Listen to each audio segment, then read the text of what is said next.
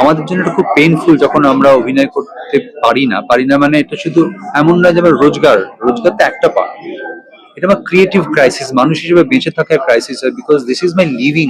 You কিন্তু request করছি, please come out for the group photo. The entire team is waiting for you. Can request everyone to চলে আসুন।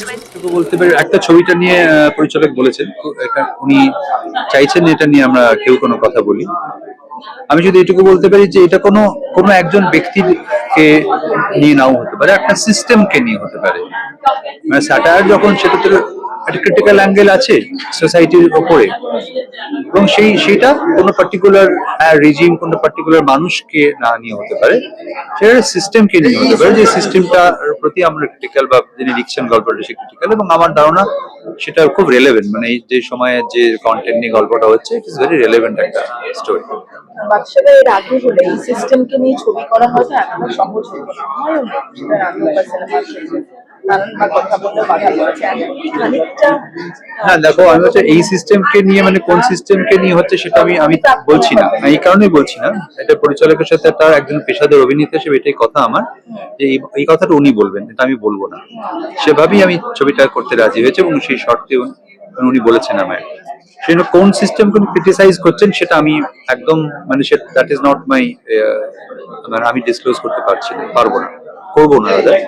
আমি শুধু এটুকু বলবো, যে কোনো বারবার সবাইকেই বলছি, যে কোনো ভালো আর্ট তার মধ্যে সোসাইটির রিফ্লেকশন থাকে, বিভিন্ন রেজিম, বিভিন্ন মানুষ, বিভিন্ন সিস্টেমের প্রতি একটা ক্রিটিক্যাল অ্যাঙ্গেল থাকে।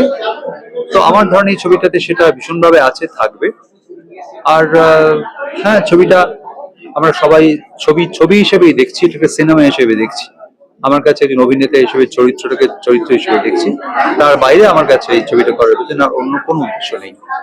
বাচ্চাদের আরেকটা কথা, যে তুমি আগে যে পরিমাণে কাজ করতে এখন অনেকটাই কম, সেটা তো স্বেচ্ছায় বা কাজে আমি চাই না কারণটা, কিন্তু এই মুহূর্তে অনেক শিল্পীরা, কলাকুশলীরা কথা বলছেন তারা কাজ করতে পারেনি। তুমি কি বলবে মানে সেইটা নিয়ে তোমার? দেখো, আজকে আমি সবাইকে বলছি, এই জায়গাটা থেকে এই বিষয়গুলো নিয়ে কথা বলার জায়গা নয়, কারণ এখানে অনেক রকম মানুষ আছেন, তো অনেক রকম বিশ্বাসের মানুষ আছেন। আমরা সিনেমাটা নিয়ে কথা বলি। আর অন্য ক্ষেত্রগুলোই তুমি যে প্রশ্নটা করলে, নিশ্চয়ই তার উত্তর আমার কাছে আছে, এবং কেন হয়েছে কি হয়েছে আমরা সবাই জানি, এটা না জানার মতো কোনো বিষয় নয়। তোমার সঙ্গেও সেটাই হয়েছে, আমি এটাই জিজ্ঞাসা করছি।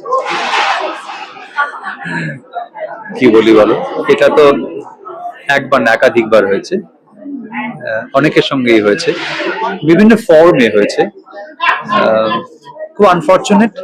আর আমরা যারা পেশাদার অভিনেতা, যারা এইটার জন্য গোটা জীবনটা ডেডিকেট করেছি, গোটা জীবন ধরে এই কাজটাই করবো ঠিক করেছি, এবং সেটা সম্পূর্ণ, এটা তো একটা ক্রাফট, সেটা শিখে তৈরি হয়ে নিজেকে এসেছি, যারা ডান দিকে বাঁ দিকে কোনো কিছু ভাবিনি। আমাদের জন্য এটা খুব পেইনফুল যখন আমরা অভিনয় করতে পারি না মানে এটা শুধু এমন নয় যে আমার রোজগার তো একটা পা, এটা আমার ক্রিয়েটিভ ক্রাইসিস, মানুষ হিসেবে বেঁচে থাকার crisis, because this is my living. আমি অভিনয় করতে ভালোবাসি, এটার মধ্যে বাঁচি, এটা শুধু আমার পেশা নয়, এটা আমার জীবন। তো তার একটা কষ্ট ছিল, অভিনয় করতে না পারলে আগামী দিনেও থাকবে। এখন কি খানিকটা আশাবাদী মনে হয়? মানে জানি না, মানে এটা তো দেখো, আমি আবারও বলছি, আমি যেহেতু পেশাদার অভিনেতা, আমি সবসময় ভালো চরিত্রের অপেক্ষায় থাকি। সময় বলবে যে কি হচ্ছে। এবং টলিউডে রাজনীতিকরণ হবে না, মানে হয়ে গেছিল সেটা, এটা কি তোমার মনে হয় মানে সম্ভব? এটাই তো হওয়া উচিত, কারণ রাজনীতিকরণ হলে যেটা হয়, একটা লেভেল প্লেইং গ্রাউন্ড থাকে না।